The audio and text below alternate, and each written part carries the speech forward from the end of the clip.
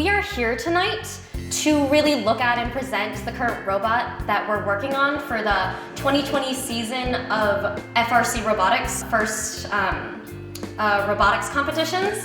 And we're here to present to everyone today, a lot of the parents of the kids here, the new robot that we've been working on and a lot of the new things that we've been doing. And just the different subsystems and interesting little add-ons that we've been doing.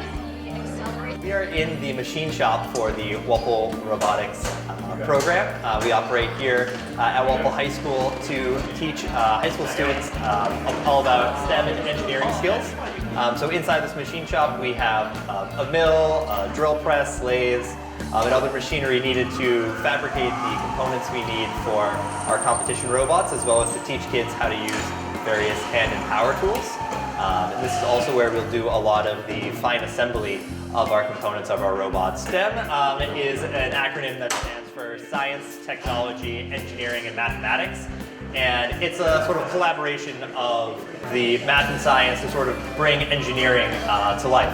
Every year, more and more jobs depend on various types of technology.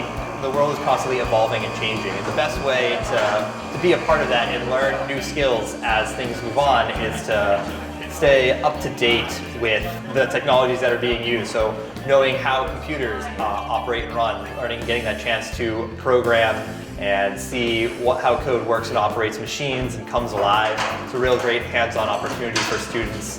It's also a great chance to learn how to fix and work on your car, to design the latest advances in surgical machinery.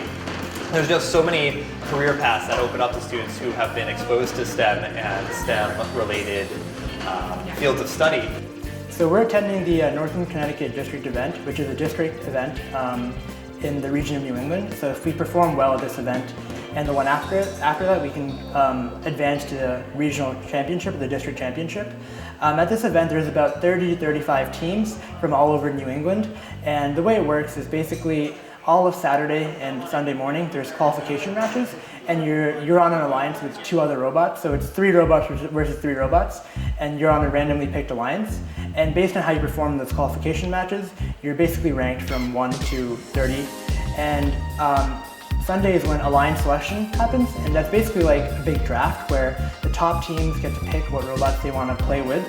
And after those alliances are made of 3 robots each, there's a bracket-style playoff tournament where the one alliance plays the 8 alliance, and eventually you're left with two alliances that play in the finals to win the event. And once you win the event, you get a nice blue banner, which is what it's called, to commemorate your victory.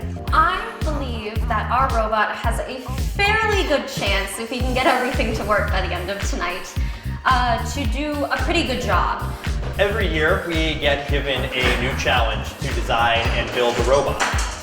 And so for this year's robot, we have to be able to pick up these foam balls and then be able to shoot them into a goal that's about 30 feet up in the air.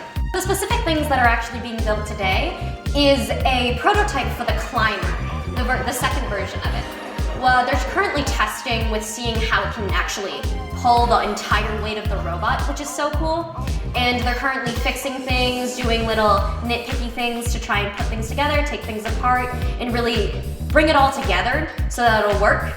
What I was working on earlier is the indexer, which kind of collects and contains the balls and puts them all together. That subsystem itself is very key in containing all the balls and making sure that they stay together and all the game pieces that we have to take in.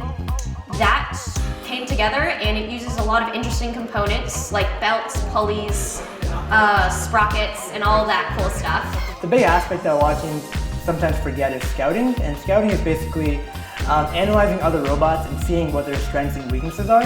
And we need to scout other robots so that we know what robots work with our robot well to form an alliance.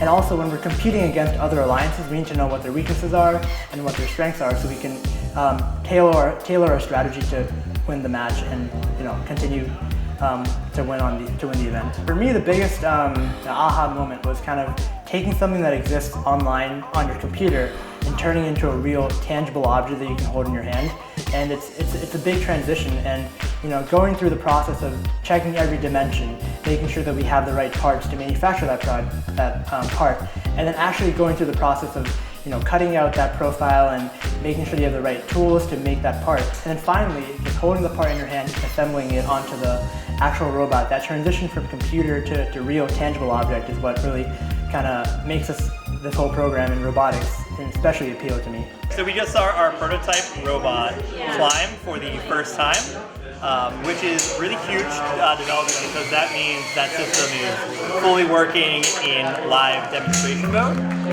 So now what we can do is we can start working on the refinement of that subsystem, and we can actually put the final robot's assembly on the competition robot and know that it works. So that means that our robot will be doing pull-ups at the actual competitions we're competing at this year. The one thing I'd say about robotics is that the whole aspect of building a robot and learning how to build a robot is super rewarding. But to me, the one thing that I particularly love so much about robotics is the competition aspect of it. Is the fact that sure, you built a robot, but now it's time to go and make the right decisions and win the event. So I personally love the competitive aspect of it. I think the competition in and of itself really brings together and broadens the view of kids' minds of what you're really able to do. This community has really pulled me in the perfect direction.